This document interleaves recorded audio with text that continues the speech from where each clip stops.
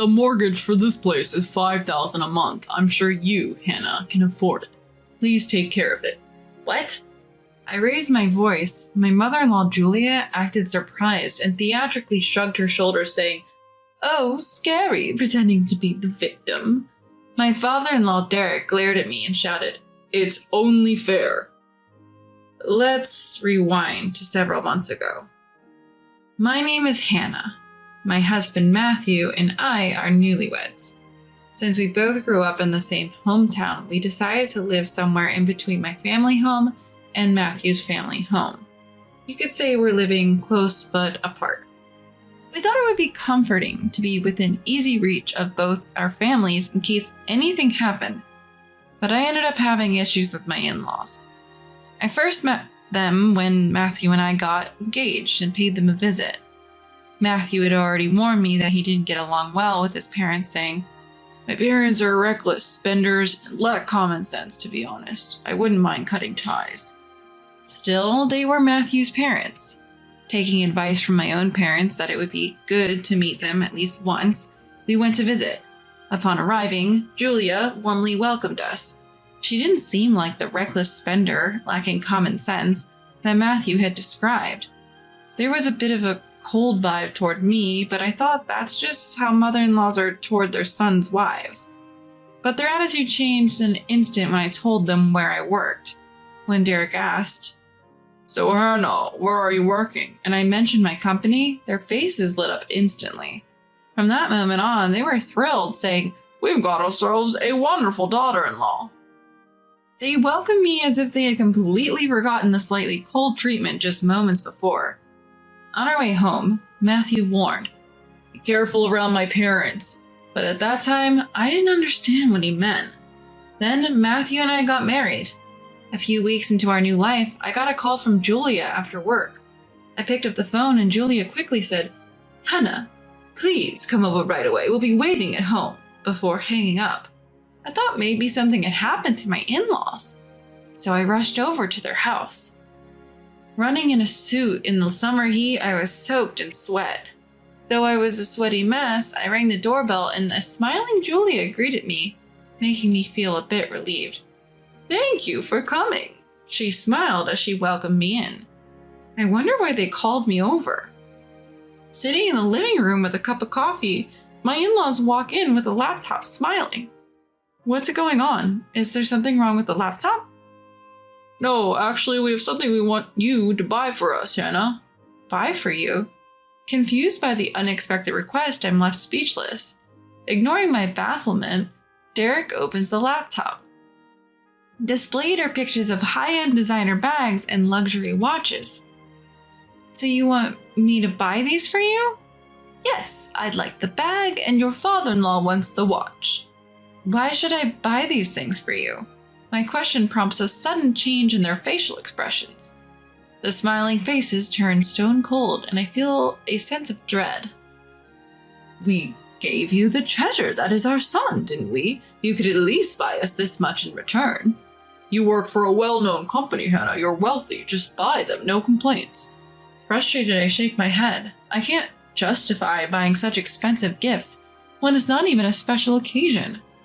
Nonetheless, they keep pushing, eventually yelling at me from both sides. Overwhelmed, I end up caving in and making the purchase. The moment I buy the items, they return to their pleasant demeanor. "It's hot. Take your time and relax before you go," they say, which somehow makes it even more unsettling. Since I gave in once, they keep summoning me to buy various things for them. Each time I tried to refuse, but ultimately my fear of being yelled at from both sides made me give in. Matthew had told me he was often pestered for money by his parents when we were dating, but I always hesitated to bring it up because he clearly despised his parents. Feeling trapped and unsure what to do, another call from them comes in. I went to my in-laws' house wondering what I would be forced to buy this time.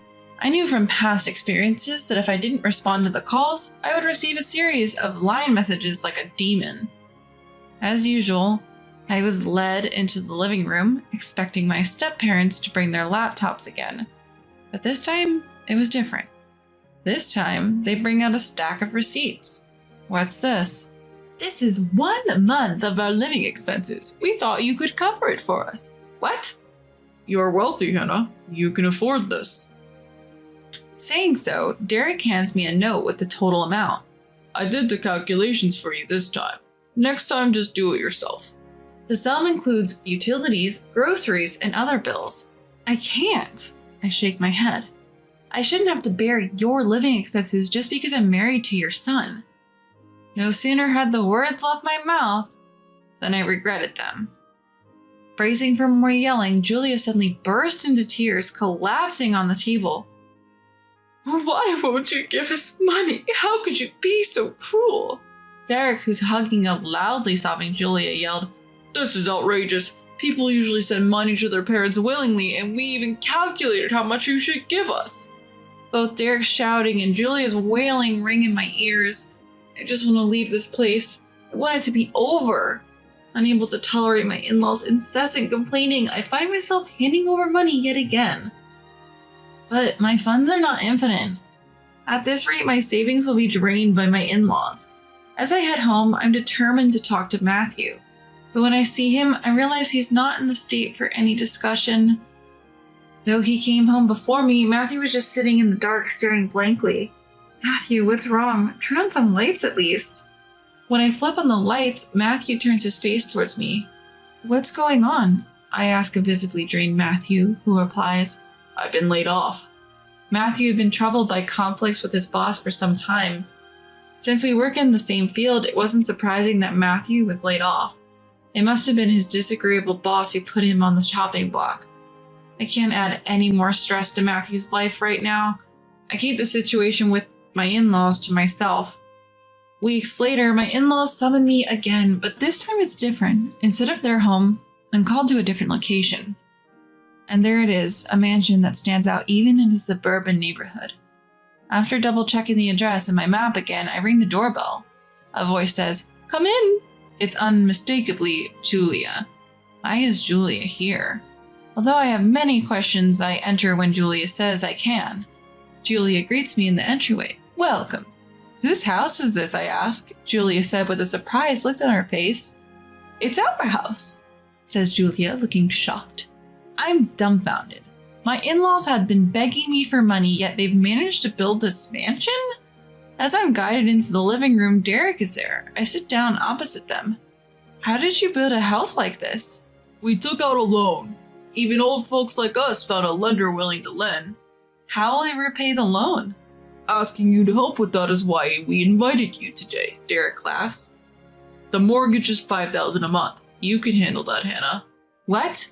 When I raise my voice, Julia dramatically flinches, exclaiming, Oh, you're scaring me. Derek glares at me. It's to be expected. We're not working. Do you think we can pay $5,000 on our own? Don't take a loan you can't repay. How did you even get approved? I shudder at the thought that they might have borrowed from a disreputable source. Julia pleads. Please, Hannah, don't be such a terrible daughter-in-law and abandon two old people like us. I get up from my seat. I can't pay this time. $5,000 a month is impossible. Excuse me. Hey, wait, Derek shouts, but I'm out the door. Scared that my in-laws would chase after me, I ran back home and quickly locked the door. I rushed to Matthew, who was working on his computer in his room. Whoa, you scared me. Welcome back, Anna. What are you up to? Working, actually. My side gig is doing really well, so I'm thinking of going solo. I should have told you sooner, Anna. Is that okay? Matthew had been down since getting restructured at work, but he was stronger than I thought. With this new Matthew, I felt like I could finally open up about Derek and Julia. That's what I thought. Matthew, it's about Derek and Julia. The moment I started talking, my tears started flowing. Matthew, surprised, gently rubbed my back and asked, What happened? As I sobbed like a child, I explained the situation to Matthew, who then sighed in frustration. Ugh, my parents. When will they stop tormenting people? It turns out Matthew had endured similar treatment from my in-laws before we got married. Since he had calmed down after getting married, he thought that his parents had also become calmer as they got older. Who would have thought they'd be targeting you, Hannah? What should we do? At this rate, we'll have to pay Derek and Julia $5,000 every month. Matthew thought for a moment, then said, "Let's move. If we move and change our numbers, we can cut them off for good. But if they come to my workplace, we're done for. They even know where I work." Feeling cornered, Matthew made another suggestion. "In that case..." Weeks went by, and then I got a call from Julia. "Hannah, where are you? Your old address has a different name on it. They said you're not at work. The due date for the loan is long past." I calmly responded, "I'm not paying." "What?" "The loan. I'm not paying it. Figure it out yourselves, and by the way, this number will soon be out of service." I'm not done talking. Ignoring her, I hung up. Matthew and I immediately changed our phone numbers, cutting off all contact for good. To escape my in-laws, we moved abroad. We only shared our new contact information with my parents and close friends. What Matthew had suggested was for me to quit my job and move overseas. Matthew had made it big in the online business world, allowing me to quit my job. We were doing just fine on his income alone. Now I work part-time in a foreign country to earn some extra cash. I got word from a former coworker that my in-laws had showed up at my workplace yelling, "Where's Hannah?" They even got escorted out by the police. They got off with just a warning, but my coworker said they looked desperate and it was scary. Why had my in-laws become so frantic? We found out a year after moving abroad when I received a mysterious call. It was from Julia. I didn't recognize the number, but when I picked it up, it was Julie on the other end. "Hello, Hannah, please, you've got to help us." Somehow my phone number had gotten to Julia. I rushed to Matthew, switched on the speaker, and we both listened. Apparently, my in-laws had borrowed money from a shady company and were facing forced labor for not paying it back. "Is Matthew listening? Please transfer at least $30,000 or we could die from forced labor." "Absolutely not," Matthew responded. "I've suffered enough from their lack of sense all my life. They didn't even support my education, yet took most of the money I earned. I have no love left for them. Let them face the consequences."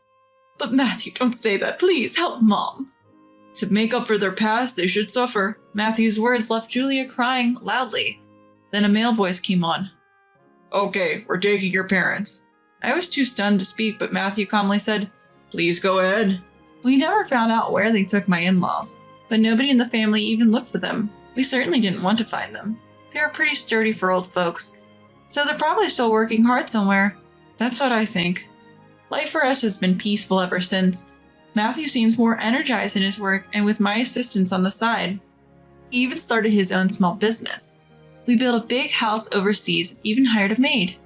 We're expecting another member in our family soon. Your belly is getting bigger. Yes, would it be okay to go back to my parents' place and show them their grandchild? We've only been talking over the phone ever since we left because of the in-laws. Since we ran away from his parents, we've only been able to talk to my parents over the phone. Matthew, whom I thought would never want to go back, immediately said, "Sure, let's go." "You're okay with that? You don't mind?" "As long as my parents aren't there, anywhere is heaven to me." Smiling, Matthew gently stroked my belly. "I want to meet you soon." When I saw Matthew smiling as if he had been rid of that possession, I felt from the bottom of my heart how glad I was to be able to cut ties with his parents.